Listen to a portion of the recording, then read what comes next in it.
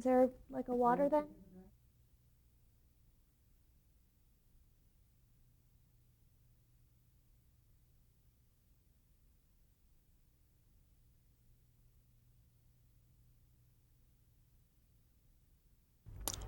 All right, we were talking about Caesar's Hour. For people who aren't familiar with the show, what was the format of the program? It was, I guess you'd say it was a musical comedy format. It had everything. It had comedy sketches, it had musical numbers, it had Sid Caesar being Sid Caesar doing his one man funnies, whatever they were. It was just a mixture of everything that was brilliant. I remember in the writer's room, they had a big wall where they had board with listing of sketch ideas.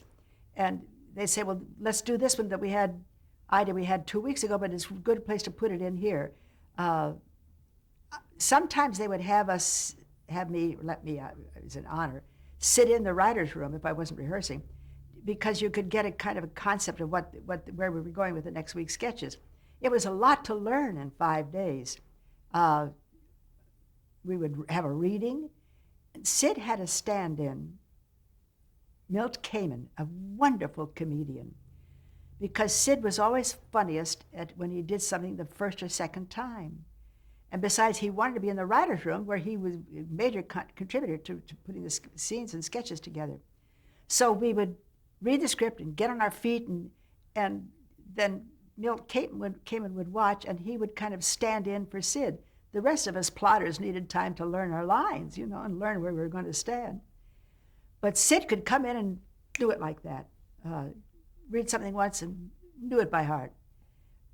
We would we would do musical numbers. We would go from area to area and rehearse things. I can remember how funny it was because Sid loved to smoke a cigar, and he would smoke a cigar during rehearsals. And in any scenes where we had to kiss, he'd forget he had a cigar. I'd have to take the cigar out. I would hold it, and he would kiss each other, and I'd put the cigar back in his mouth. He was he's a sweetheart to work with. I just loved him. How much rehearsal time would you have for a show? Well, I think we rehearsed Monday, Tuesday. Monday, Tuesday, we were on our feet. Wednesday, we did a run through, and then we did it for the writers and everybody. Uh, Camera, the crew, everybody had to see what it was. And I think it was pretty much set by Wednesday.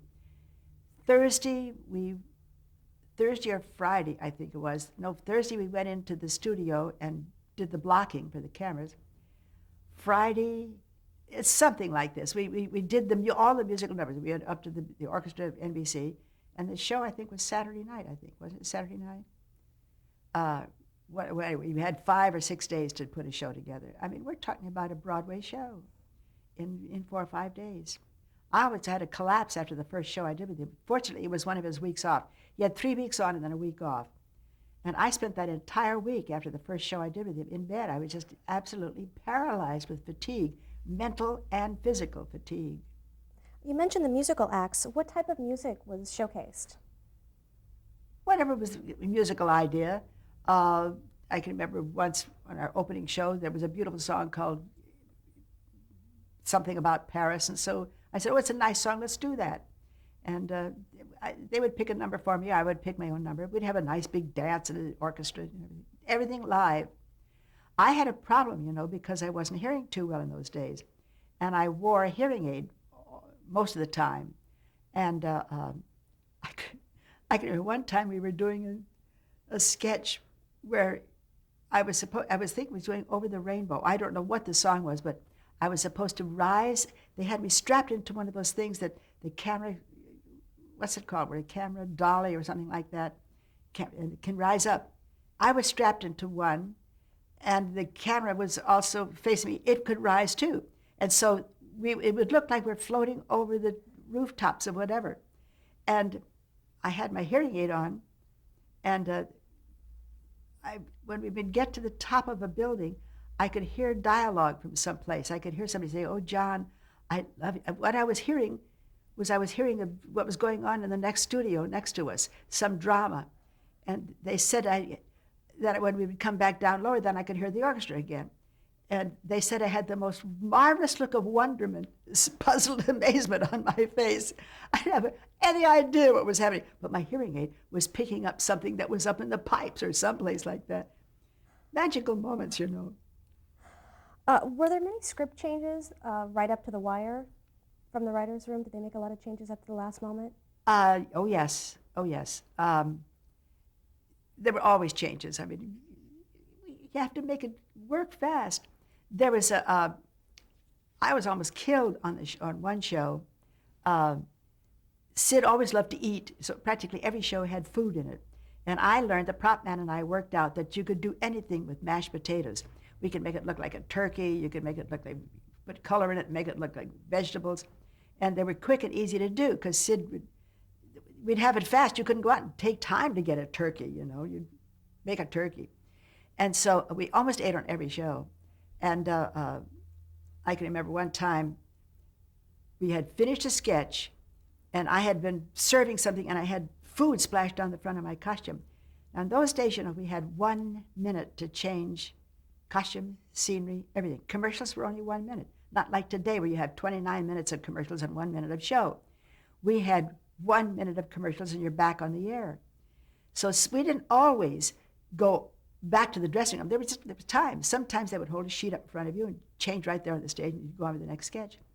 This time, I was running off stage and I bent over to brush the food off my costume. I was running to my dressing room and there was this thunder crack and one of the big beams that carries the scenery had broken and it came down, it whipped down, and as I bent over, it went down and cut the back of my dress off. If I'd have been standing up, it would have impaled me. That piece of pipe, big pipe like that, went into this floor, they told me, and took a 6-inch long plug out of the floor, hit me on the head, knocked me out, and bounced off the shoulder of the boy standing next to me, and I think it broke his shoulder. And I was knocked out. And I do remember, in the old silent movies, it was called Irising Out, where the camera just comes down like that and goes to black. I can remember my mind going down, irising out. And somebody heard me scream, picked me up, ran me off the stage. Sid's in his dressing room and says, "What's the matter?" Somebody told Sid Nan's been killed. And he now had like about 10 minutes of the show to finish. Meanwhile, what had happened was they called for a doctor, and somebody in the audience ran up and got me. Now, don't forget, in those days, we did a live show that went New York, and then a later broadcast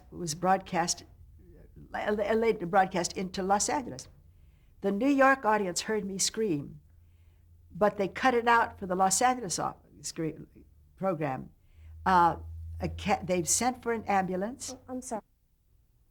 Okay? All right. The doctor came to take care of you, and what happened? The doctor from the audience took care of me. They sent for an ambulance. This show is still going on. By the time the show was over, everybody, East Coast and West Coast, knew that something terrible had happened to me. There was an ambulance outside of the theater. I was told that about 500 people had rushed down to where the show was, and they were watching me being put into the ambulance. And Sid still doesn't know if I was alive or what had happened to me or not. And they took me to the hospital. I had a severe concussion. I was really nearly blinded. The next week, they did a broadcast from the hospital, and I can remember they had dark glasses, and they put cotton behind the glasses because I couldn't stand any light in my eyes from the concussion. Then when I went back the week after that, they'd give me just a few little lines to do. Anytime I would hear a loud bang, I would just freeze, just freeze. That was a pretty interesting time, live television, you know. Were you supposed to be in the rest of that show, that final 10 minutes? I think I was. I think I might have had something to do. I don't know what they did. I don't know how they got out of it, how they went around it. Maybe Sid did one of his crazy sketches or monologues or something. What a burden for him. Do you remember any other memorable live mishaps? Were there very many? Oh, something always happened. Sid was so into who he was in the show. We had something where he's supposed to be angry about not being able to get into the house or whatever it was, and he was supposed to pick up a hatchet and cut a window or cut a door or something, and he had cut his hand. and didn't know it. And he was doing this and flinging blood around and flinging blood around. And he kept looking like, what is that? My favorite sketch of the years that I was with Sid was a show called The Shadow Waltz. It had been put in as a sort of a filler, and we didn't have much time to rehearse it. It was a takeoff on Your Hit Parade, where they had the star would sing a song, and then they had somebody just stand there that the star could sing to. And so Sid was supposed to be a grenadier soldier or whatever he was, and I was a beautiful outfit. I was singing The Shadow Waltz, and the shadows let me come and sing to you, that beautiful song. And we had planned that things would go wrong. The necklace he tried to put on would break. We would click glasses and they would break. And that at the end of the sketch, I was to hit him and he would fall down. We kind of walked through that quickly. Sid did some things that were very funny. He put his shadow in front of me where he would cut me off like that. That was, and you can see how ticked off I am about that if you ever get to see that one. When he's going to break the necklace, it doesn't want to break, and he's fighting and fighting and fighting it, and finally it really breaks. You can see his frustration. And then I'm supposed to cross in front of him for whatever reason, and I could feel him fooling around in my hair. What had happened was his mustache had got caught in my hair, and he was quick enough to come out from behind me and let the audience see that this mustache is stuck up in the hair like that. The audience was hysterical, and I didn't know what he was doing back there. Finally, he takes the mustache off, puts it back on. He was wicked.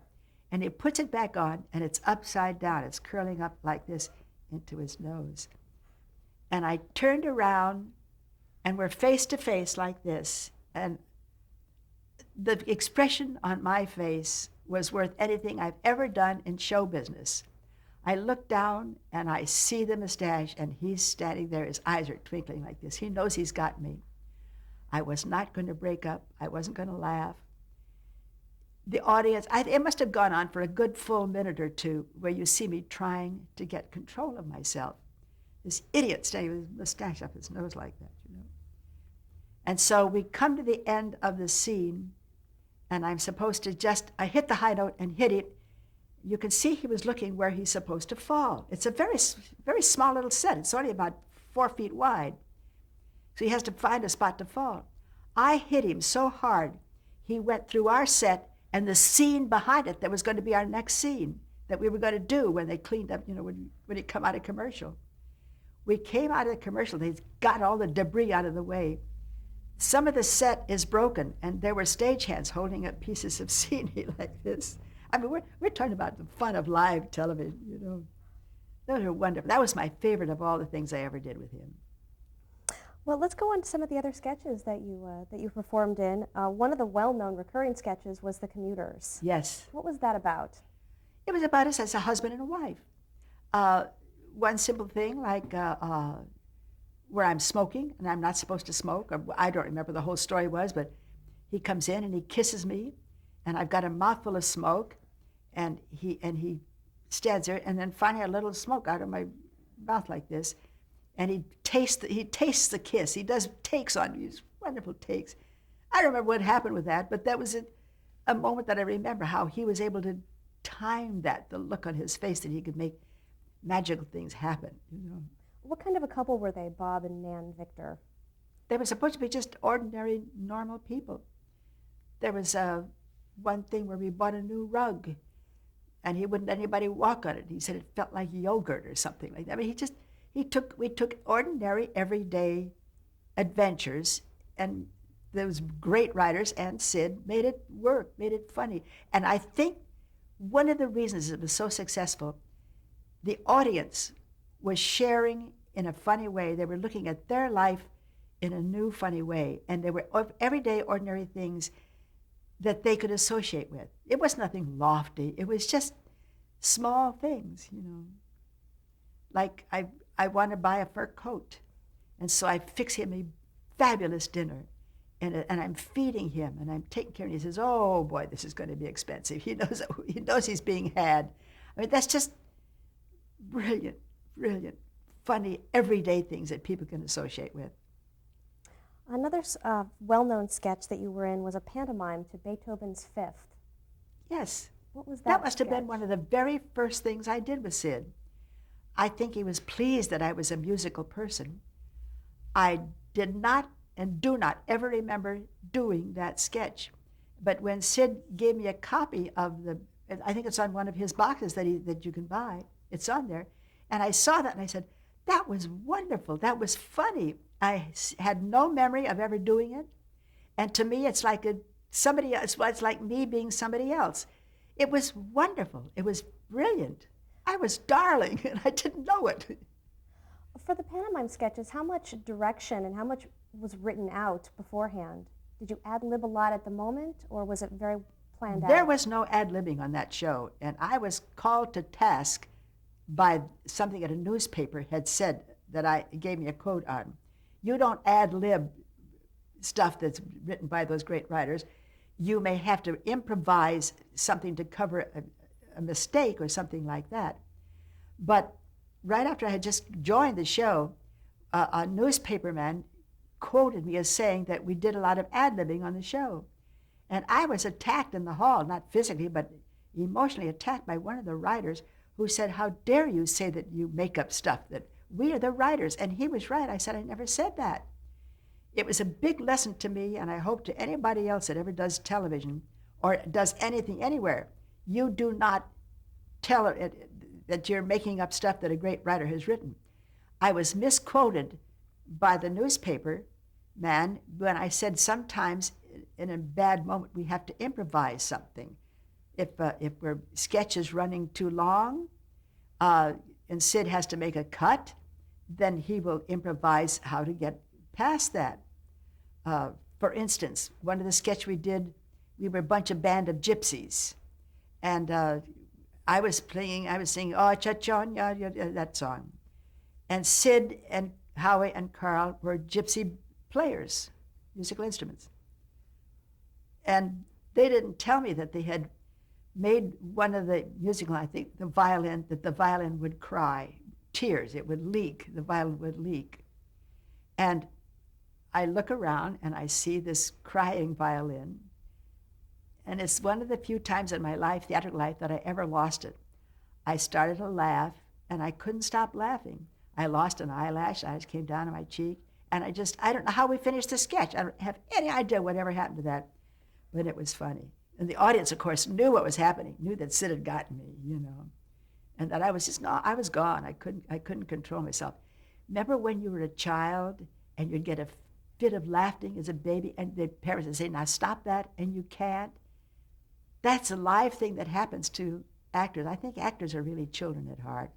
We can get to sillies and we can get to laughing, and we can't salvage it, You've mentioned a few times the writers. How much input were you able to give them into your ideas for a possible sketch or for what you were working on? Well, I never had any input. I showed up. I would suggest a song that I would like to sing or like to do, and other than that, I just showed up and did what I was told to do. And each time was a joy to show up and work so hard and have so much happen. That was so exciting. I didn't contribute anything as far as writing ideas was concerned. A lot of these sketches were movie parodies. Yes. What were those like to perform in? I think we did one. I think I was in one. Was I on the waterfront? On the docks? On the docks. On the docks. Yes, that was. Actually, I think Sid was sued by some studio for making fun of one of their pictures. And I don't know whatever happened to that, but of course we continued doing takeoffs and things like that. I remember one where he gave me a diamond ring, and then he took the diamond ring away from me. And because Carl Reiner had told him that he could tell him where he could get a ring like that wholesale. And so I'm furiously upset, crying and carrying, my ring is gone. And the retail industry and the whole attacked the show for saying that you could get something that you could buy retail, you could really get wholesale someplace. And it was a big brouhaha over that. A lot of things happened in the early days of television because it was all brand new. Everything was new. Nobody had done things like that before. So who knew that they were going to, retail sailors, were going to get upset because you could buy something wholesale. Nobody thought of that. They're careful now. What kind of fan mail did you receive for working on that show? A lot. I received a lot. And one of the fan letters that I got was from the man who was going to be my husband, from Randy. He was writing in Hollywood, and he wrote me this stupid letter. It says, I seen you a lot on a lot of shows, and boy, I sure got a thing for you, kiddo. Now, he was still married at the time, and he and his wife sat down and wrote this funny letter. And he says, but my wife won't let me at you, so if I ever meet you, and it was a funny, funny letter. And it was so brilliant, and it didn't say who it was from. I saved it. It was one of the many letters I saved, and I showed it to him years later. Oh no, he'd asked for a photograph, and I was so pleased. I sent it to whoever the name he had at the address, and I put a big lipstick kiss on it and all kind of stuff. And when he got it, he was so angry that I hadn't answered the letter. That was my way of answering his letter. Sent him a corny photograph with whatever, dear fan, whatever, a big lipstick. He threw the picture away, but I saved his letter. And I'd have met him 3 or 4 years later. We got married. We got wonderful fan mail. Very personal, a lot of it very personal. Now, the year after you left the show show went off the air. Why do you think it didn't go on any longer? I have no idea. Well, I think one of the things I heard is that, and this is just me repeating third-hand gossip, was that NBC figured out that Lawrence Welk, which was opposite Sid, and got very good numbers, that Lawrence Welk cost, I'm making up figures, Lawrence Welk cost $25,000 a week to put on and got almost as much fan mail as Sid cost when his show cost $250,000. And so they were making apples and oranges there. The Sid show cost too much money when they could put on Lawrence Welk and get almost the same fan backing for 1/10 of the money. That's one of the things I'd heard. I have no idea why it left the air. What do you think is the legacy of your show of shows and Caesar's Hour on television? I think every funny thing you see on television today was taken from the Caesar shows, from things that were invented by him and his writers. Most of the sitcoms are based on the concepts the way Sid put them together, the half-hour shows with a funny premise. Look at Everybody Loves Raymond. It's a family that does funny things.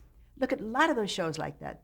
They all were based on how Sid Caesar did that. Look at Carl Reiner when he did the Mary Tyler Moore Show, Dick Van Dyke Show.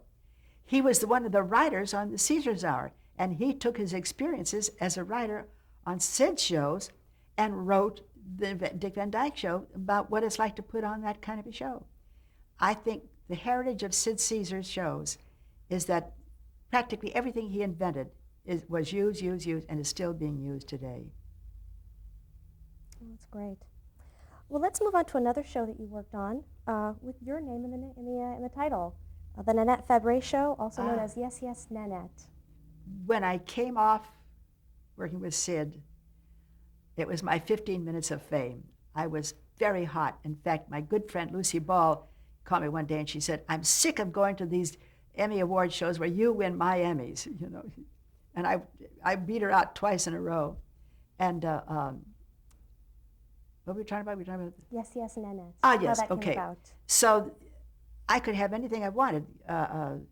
People would send me scripts and send me that and send me this.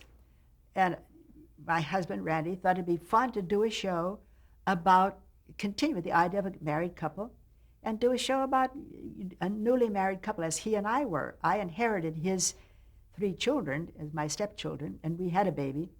And he wrote a pilot about a couple where they get married, and she inherits his children. And it was a darling, darling show. And Randy didn't want to do it live. I wanted to do it live, but I was a new young bride, and I would do anything my husband said. And it should have been done live. It was filmed and it lost a lot of the spontaneity that a live show could have. Now, we could have any sponsor that we wanted. I don't remember who the sponsors were. Let's say it was General Electric. I don't know if it was or not, but this is what happened. That year that our show came on the air, there were a lot of problems with people with price fixing of products and paybacks, and all kinds of things were going on throughout the manufacturing world and on television. And some of the game shows had price fixing, and it was a big stink, so that our sponsor could not advertise their product. They advertised their atomic submarines that they built and their tractors or whatever our sponsor had. And of course they could not renew us for the second year. And that was the end of Nanette, Yes, Yes, Nanette. Nobody ever picked it up again. And I really didn't want to work that hard. I had a new husband, a new baby, and I was newly married. When we got married, I didn't know how to shop. I've got a big house, his mother, my father, and all these kids living. It took me a week to learn that you didn't buy butter just a quarter of a pound at a time for a big crowd like that. So I liked taking time to be a wife and a mother. It was why I didn't go back and do any more involved shows where I was the star of any kind.